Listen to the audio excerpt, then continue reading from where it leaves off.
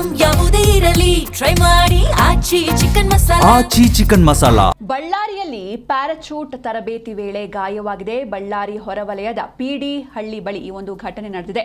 ತರಬೇತಿ ವೇಳೆ 50 ಅಡಿ ಎತ್ತರದಿಂದ ಬಿದ್ದು ಗಾಯಗೊಂಡಿದ್ದಾರೆ ಸೇನಾ ಸಿಬ್ಬಂದಿ. 25 ವರ್ಷದ ಚಿನ್ನರಾಜ್ ಕಾಲಿನ ಮೂಳೆ ಮುರಿದು ಗಂಭೀರವಾಗಿ ಗಾಯವಾಗಿದೆ. ಯಾಕಂದರೆ 50 ಅಡಿ ಎತ್ತರದಿಂದ ಅವರು ಬಿದ್ದಿರೋದು. ಹೀಗಾಗಿ ಹೆಲಿಕಾಪ್ಟರ್ ಮೂಲಕ ಬೆಂಗಳೂರಿಗೆ ಅವರನ್ನ ಏರ್ಲಿಫ್ಟ್ ಮಾಡಲಾಗಿದೆ. ಹೆಚ್ಚಿನ ಚಿಕಿತ್ಸೆಗಾಗಿ ಶುಕ್ರವಾರ ಬೆಳಿಗ್ಗೆ 417 ಸೈನಿಕರಿಂದ ತರಬೇತಿ ನಡೆಸಲಾಗ್ತಾ ಇತ್ತು. ಪ್ರಾಥಮಿಕ ಚಿಕಿತ್ಸೆಗಾಗಿ ಬಳ್ಳಾರಿಯ ಆಸ್ಪತ್ರೆಗೆ ಇವರನ್ನು ದಾಖಲು ಮಾಡಲಾಗಿದೆ. ಈ ತರಬೇತಿ ಟೈಮ್ನಲ್ಲಿ ಈ ರೀತಿ ಅವಘಡ ಸಂಭವಿಸಿದೆ.